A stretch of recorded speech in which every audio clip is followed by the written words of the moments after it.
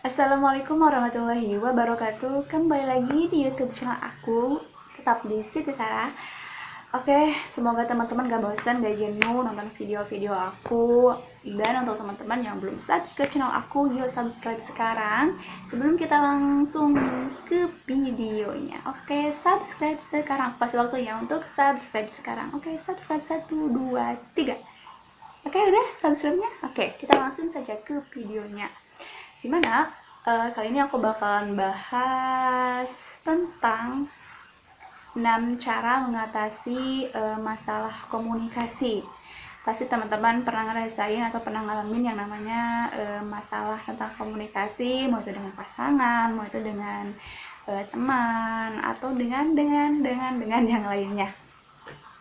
Oke, cara pertama ketika kalian mengatasi masalah komunikasi yaitu teman-teman harus mengakui bahwa ada masalah. Jadi kebanyakan orang sih ketika mempunyai masalah komunikasi mereka agak sadar kalau di antara mereka tuh ada masalah kayak gitu. Jadi untuk teman-teman ketika ada masalah komunikasi maksudnya, teman-teman coba cari tahu kenapa sih tiba-tiba kita jadi dieman kayak gini, kita kenapa sih tiba-tiba jadi dieman kayak gini, jadi ya, marahan, nggak ada komunikasi, tahu-taunya ada masalah gitu. Jadi teman-teman coba cari tahu apa sih penyebabnya gitu, yang menyebabkan teman-teman komunikasinya jadi buruk. Jadi setelah teman-teman tahu ada masalah di antara kalian, teman-teman langsung mengakui ke pasangan teman-teman atau ke temennya gitu, mengakui kalau memang di antara kita tuh ada masalah yang harus kita selesaikan. Oke, yang kedua yaitu bicara. Jadi ketika teman-teman ada masalah, ketika teman-teman sudah mengakui kalau di antara teman-teman itu ada masalah, selanjutnya itu bicara, di mana harus ada komunikasi dua arah. Jadi ketika tahu ada masalah jangan langsung malah pergi gitu, jangan intinya jangan lari dari masalah, selesaikan masalahnya dengan cara berdiskusi, dengan cara ya bermusyawarah gitulah. Ya intinya teman-teman harus komunikasi gitu, jangan sampai lost, gak ada komunikasi apapun gitu.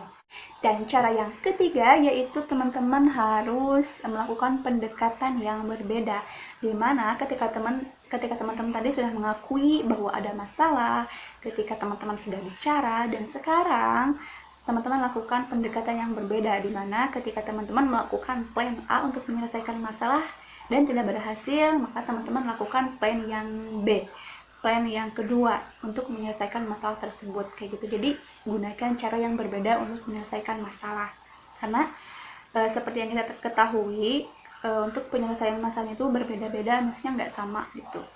Selanjutnya cara yang keempat yaitu mendengarkan satu sama lain. Jadi ketika ada masalah, teman-teman coba deh dengerin dulu si pasangannya untuk cerita kalau masalahnya tuh di sebelah sini, dan giliran teman-teman yang cerita juga gitu. Jadi harus ada komunikasi yang namanya dua arah, jangan hanya si cowoknya doang yang ngejelasin ada masalahnya di sebelah sini. Jadi si ceweknya juga harus ngejelasin juga, biar sama-sama clear, biar sama-sama nggak ada unek-unek lagi di hati kayak gitu. Selanjutnya cara yang kelima yaitu kontrol kemarahan, dimana untuk cara yang kelima ini ketika teman-teman udah tahu masalahnya di mana, ketika udah saling bicara, mendengarkan satu sama lain, selanjutnya yaitu kontrol amarah, ketika mendengarkan penjelasan si temennya atau si pasangannya, kontrol amarah. Biasanya sih orang berbeda-beda, ada yang biar mereka nggak marah tuh, ada yang mereka ketika mendengarkan atau ketika mereka mendapatkan masalah, mereka lebih senang diam dulu gitu, biar si emosinya redam dulu, biar si marahnya redam dulu, mereka lebih memilih diam. Dan setelah itu ketika mereka emosinya udah stabil, udah ya namanya udah gak akan marah-marah lah istilahnya, baru mereka bicara kembali untuk menyelesaikan atau untuk mendiskusikan solusi yang bakal mereka ambil kayak gitu. Dan yang terakhir, cara yang keenam, yaitu tetap tenang. Dimana ketika kita menyelesaikan masalah dengan cara yang terburu-buru, dengan cara yang istilahnya dengan cara yang tergesa-gesa, dengan penuh kekhawatiran, penuh kecemasan, itu maksudnya nggak akan nemu jalan keluarnya. Yang ada malah menambah masalah-masalah yang baru. So untuk teman-teman yang dapat masalah, coba untuk tetap tenang, karena pasti bakalan ada masalah karena pasti bakalan ada yang namanya solusi. Seperti yang udah aku bahas di video sebelumnya, aku pernah bahas. Jadi nggak mungkin yang pembuat kunci itu membuat kuncinya aja atau membuat gemboknya aja tanpa kuncinya. Dan di sini teman-teman harus pahami, setiap ada kesulitan itu pasti ada kemudahan.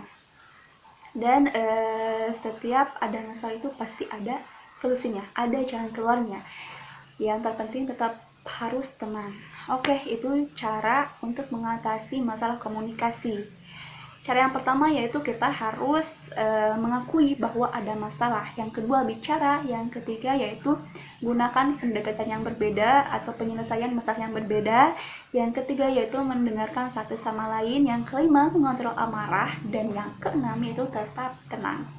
Jadi mungkin itu aja yang bisa aku bahas kali ini. Aku nggak panjang lebar bahasnya karena memang pembahasannya cukup sedikit, dan mudah-mudahan teman-teman bisa cepat paham juga, karena memang ini maksudnya mudah dipahami karena ini masalah sehari-hari sih, biasanya masalah sehari-hari kayak gitu.